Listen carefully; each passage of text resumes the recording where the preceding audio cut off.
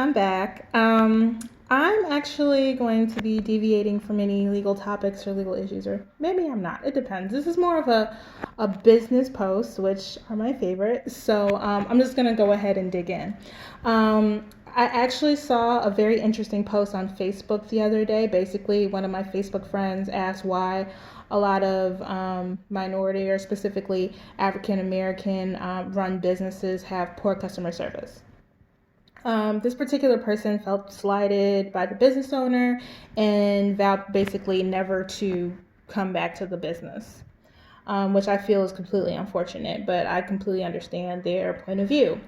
Um, but what really stood out to me is they made a comparison between African American business as it pertains to customer service and other minority businesses as well as non-minority businesses and how they provide customer service. And so I just wanted to do this video. I thought it was a wonderful segue into my series that I'll be doing based on credit repair, bankruptcy, and financial strategy in our own lives and in our personal lives. So let's go ahead and begin. What I'm going to do is I'm actually going to be telling a story. Uh, so please bear with me.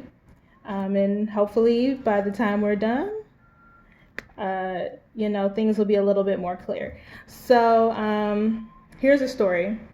There's a store owner named Bob White, one named Deborah Black, and one named Piling. Not both, but all three own a marketing firm, and all three have 15 clients that they have to serve on a daily basis.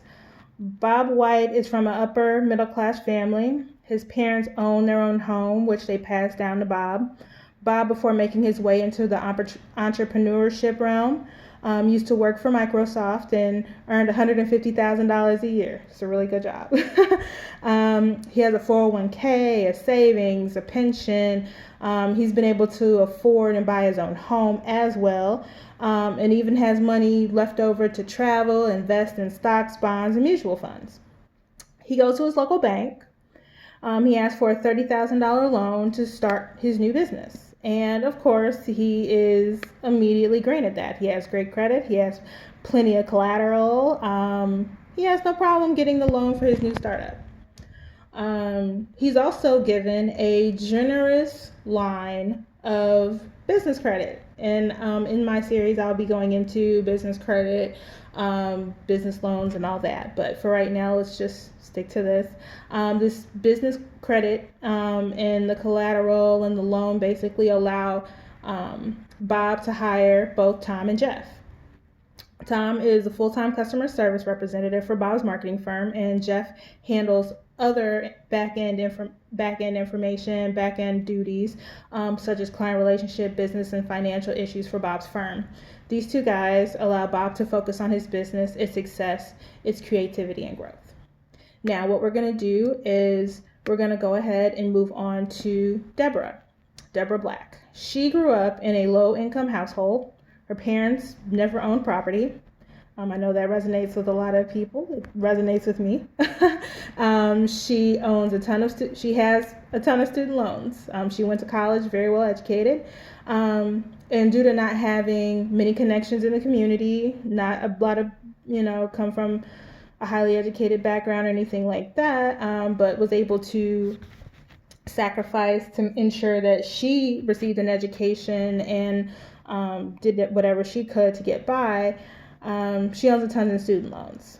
And due to not having many connections in the community, the best job she was able to get was one that paid $60,000. She worked that job for several years. Meanwhile, remember, Bob was making $150,000 a year, and he probably did that for a couple years too. So you can see the difference there. Of course, Deb has no capital, no land to offer his bank as collateral, not necessarily a 401k or anything like that. However, she's also asking for the same $30,000 loan. I think you can see where I'm going with this. Sadly, she's denied by the bank instead of giving up on her dream, however, because I will mention, shout out a lot of the number one group in the country that are starting businesses are actually African American women, so I think that's a beautiful thing. But instead of giving up on her dream, Deborah toils day in and day out to get clients. It's that simple. And she tries to serve them the best she can. She handles the marketing, the finances, the taxes, the business operations, and the customer service side of things. She's doing everything. She basically handles the whole business, and she is the whole business. She doesn't have any help, but she toils daily to serve the community via her business, and she's giving it 100% of her efforts. And as with anyone, her focus is now split to every aspect of her business. And with her being overextended, it trickles, unfortunately, into the personable service that she's able to provide with every client. And mind you, I think I've written this before, but I think in the original post that I put on Facebook, Tom was focusing 100% on customer service. So just think of it this way. Bob's Business has Tom, whose full job is to provide customer service to clients, and Deborah is doing everything herself. I know that feeling. Okay, so now I'm going to go to a third one just to put it out there, because obviously this is not just about black and white. This is just, I'm going to do something from an immigrant standpoint. I am the daughter of an immigrant parent as well, so I'm just going to go ahead and dive into this. So now I'm coming into Pai Ling. Comes from a migrant family. She has 3 other brothers and sisters and immigrated to the U.S. when she was a child. She has been fortunate to take advantage of the many programs available to new immigrants who want to build businesses in the USA. And there are several programs out there for new immigrants as well, but I'm not going to get into that right now. She was even able to go to school on a scholarship. Sometimes that's the case, sometimes it's not. I will not, discard the hustle and the toil of immigrants coming here and working and subsequently being successful. I'm very aware of the story. I'm actually a part of that, so a lot of respect there.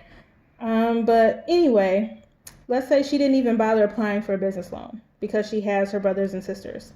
Let's say her family got together, they scrounged and saved just so they could come together and own this marketing firm together. Like I said, she has 3 other brothers and sisters. She uses her family's contribution to rent out a brick and mortar space for her firm. She doesn't even bother hiring a stranger to help her with her customer service. Her brother Clyde and sister Tia both volunteer to help her run her business. Her other sister Cece volunteers to provide customer service. Clyde, with his accounting degree, handles the books, and Tia tends to random day-to-day operations of the marketing firm. Pai is the CEO of the firm, but takes pleasure in being a creative, so primarily chooses to innovate because she has the time,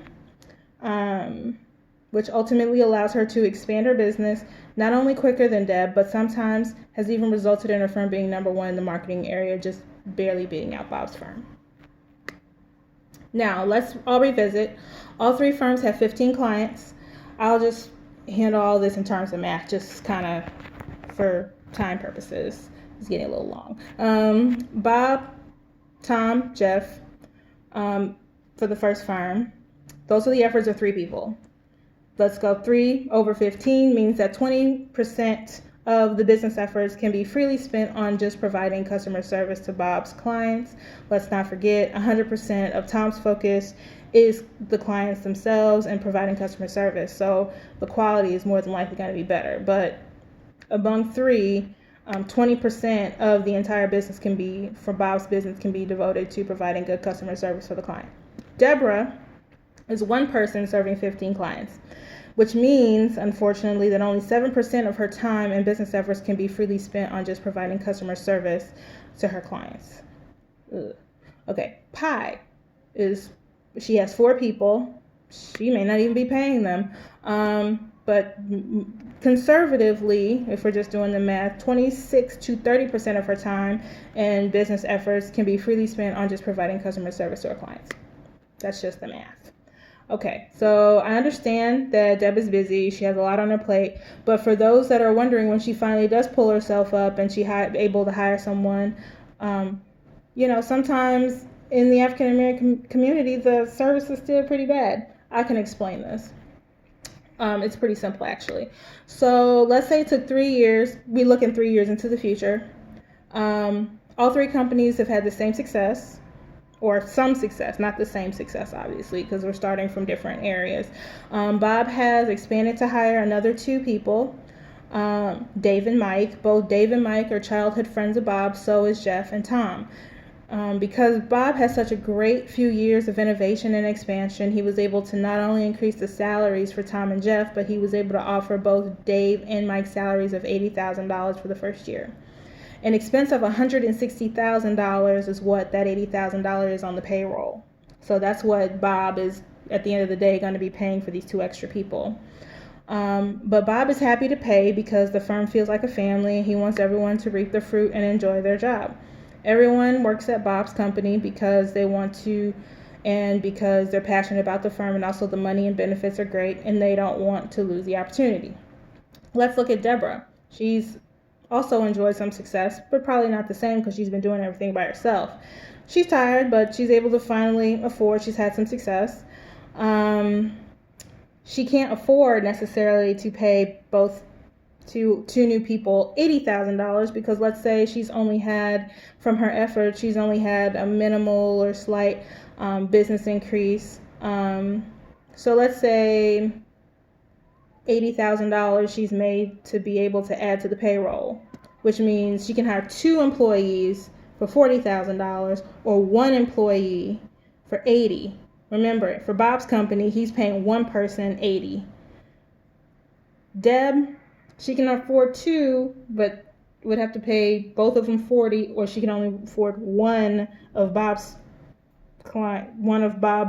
servicers or employees, just one instead of that, So basically, I have a ton written here, but let me make sure that, like I said, another issue within the community too, as far as Deb, she doesn't necessarily have a lot of college educated friends, or maybe she does. Most of her friends are blue collar, very much a possibility. They might not be a good fit for her firm. However, she does find someone, Janet, Pat. Janet and Pat, although happy for the opportunity, recognizes that others in her industry, such as the employees at Bob's firm, make $80,000 a year for the same work. And naturally, Janet and Pat become overworked and feel like they should be paid more. Unfortunately, this discontent due to lesser pay, because that's all they can afford, with their salaries show in their work product. This happens more frequently than you would think, which also touches Deb's customer service attempts to improve. Now, she has another issue. Her choice now is fire both of them, who she actually needs, or risk no one else wanting to do the work for $40,000, or hire someone at $80,000 who is going to be stressed out, not enough bandwidth, and the customer service will more than likely still suffer. So she's pretty much between a rock and a hard place. Now let's go ahead and look at Pi. Okay. I won't harp too much on her because obviously it's more of a family-run business, and there are lots of situations where immigrants just are fortunate enough to not have to hire outside help. You can just have family do it. So hats off. That's a beautiful thing. So I won't go into that, but obviously a lot of family-based businesses the money is split equally or split in accordance to however the family decides to do it. They don't have to hire much outside help, and obviously a lot of help was kind of started from the beginning. Not saying that a lot of hard work went into it. A lot of hard work more than likely went into the Pi's family and trying to start the business and all that, and that's a wonderful thing. But at the same time, having that support definitely benefited Pi's firm. So I'm not going to go too much into it. But I think the overall general consensus that I was trying to make with this story is that there's a structure in society which is saying that you are your resources. You are your resources. Your success a lot of the time it's based on your resources. I also believe it's based on hard work. Sometimes it's based on luck.